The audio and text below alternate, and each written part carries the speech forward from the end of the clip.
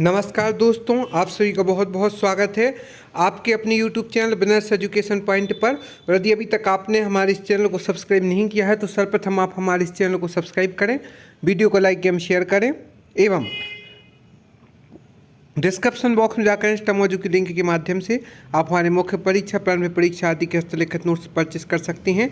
समाजशास्त्र, लोक प्रशासन, मध्य प्रदेश की प्रमुख रियासतें, हिंदी, एथिक्स, पॉलिटी, जियोग्राफी आदि सभी सब्जेक्ट के नोट्स सब परचेस कर सकते हैं। सभी एमपीपीएससी एस्पिरेंट्स बहुत आपत्तियां लगा रहे हैं। कुछ आपत्तियां शायद अवश्य स्वीकार होंगी, कुछ की संभावना बहुत ही न्यून है। तो आज हम इस वीडियो में चर्चा करेंगे। तो साथ ही आप मिला सकते हैं, हम सेट बी के अकॉर्डिंग करेंगे और बाद में आपको और भी प्रमुख बातें बताएंगे जिनका जानना आपके लिए बहुत ही उपयोगी है दोस्तों। क्योंकि जो एमपीपीएससी प्रारंभिक परीक्षा 2021 की जो परीक्षा थी 19 जून को आयोजित हुई थी, उसमें अब 7 पोस्टें और बढ़ चुकी हैं। तो टोटल पोस्ट जो 283 थी, अब उनकी संख्या बढ़कर 290 हो चुकी है। और इसमें जो एक एक पोस्ट बढ़ने से कई अभ्यर्थियों को लाभ होगा। और इसकी जो मुख्य परीक्षा है 24 से 29 नवंबर के मध्य आयोजित होगी।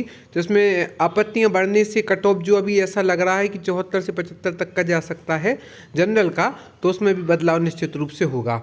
तो बता दें, सेट बी के अकॉर्डिंग क्वेश्चन जो 6 था राज्य मानव अधिकार आयोग, और क्वेश्चन 44 जो था तुर्रा कलंगी, इस पर निरंतर ही डाउट चल रहा है। निमाड़ का जो है यह तुल्ला करंगी वो है, और इसको मालवा का आंसर शीट में बताया गया है।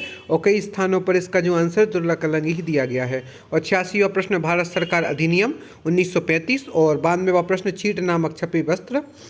93 रामगढ़ VS रायगढ़ जुझार से। ये भी 5 प्रश्न हैं जिनके मल्टीपल उत्तर या दोनों उत्तर सही हैं होने की प्रबल संभावना है। मतलब या तो इनके दोनों उत्तरों को सही मान सकते हैं या इनके मल्टीपल और भी बहुत से आंसर हो सकते हैं। तो यह 5 प्रश्न हैं जिनमें मानवाधिकार आयोग, तुर्रा कलंगी, और भारत सरकार अधिनियम 1935, चीट नामक छपे वस्त्र, रामगढ़ VS रायगढ़ जुझार से। ये भी प्रश्न 5 हैं जिनके मल्टीपल उत्तर या दोनों उत्तर सही होने की प्रबल संभावना है।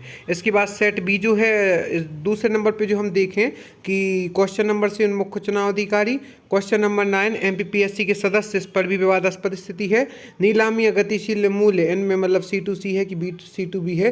3 प्रश्नों को डिलीट होने की संभावना अत्यधिक है क्योंकि इन तीनों प्रश्नों में भाषा की अस्पष्टता है।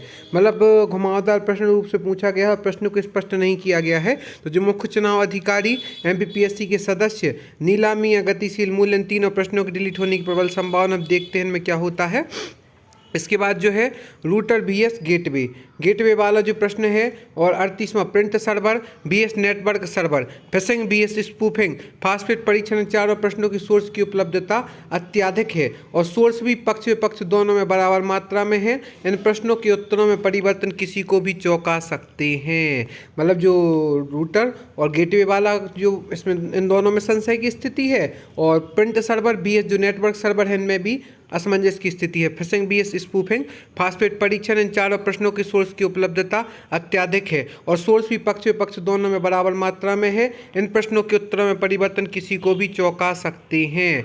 अब इसके बाद यदि बात की जाए तो हम बात करते हैं कि जो उद्देश्य प्रस्ताव, सरटोली कोशिकाएं, स्वेज नहर VS मलक्का, जलडमरू मध्य, और इकोनॉमी सर्वे 2020-21 का रियल ग्रोथ रेट, और उसके बाद प्रथम संविधान संशोधन अनुच्छेद 368, 10 पर VS सुहागरा, और ग्वालियर में उपोष्णकटिबंधीय जलवायु। 7 प्रश्न ऐसे जिसमें परिवर्तन की गुंजाइश ना के बराबर है, क्योंकि इसके सारे जो आंसर हैं इनमें परिवर्तन की संभावना 4 से 5%। मतलब इनमें तो किसी प्रकार से आप निश्चिंत हो जाएं, इनमें कोई प्रकार की आपत्ति लगाई तो गई है पर उसका हल नहीं निकलेगा।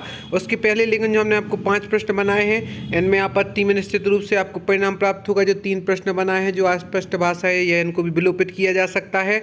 और जो बाकी के जो 3 से 4 प्रश्न बताए थे फिशिंग VS स्पूफिंग वाले, तो इनमें ऐसा भी हो सकता है कि इनके परिवर्तन आपके लिए चौंका भी सकते हैं।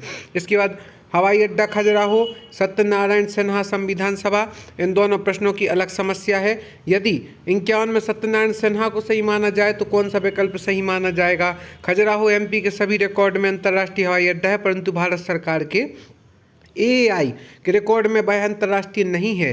फिर वहीं पिछले साल वाली बात हो जाएगी। केशव चंद्र सेन, बीएस देवेंद्र नाथ ठाकुर। आदि ब्रह्म समाज की स्थापना एमपी की सभी बुक्स में केशव चंद्र सेन लिखा है, परंतु भारत सरकार की किसी गजट में देवेंद्र नाथ लिखा था और हाईकोर्ट ने देवेंद्र नाथ को ही सही माना है। तो अब देखते हैं इसमें और क्या निकलता है। इसके बाद जो सेट बी का क्वेश्चन नंबर 40 है कि सच्चा न्यायोचित विश्वास।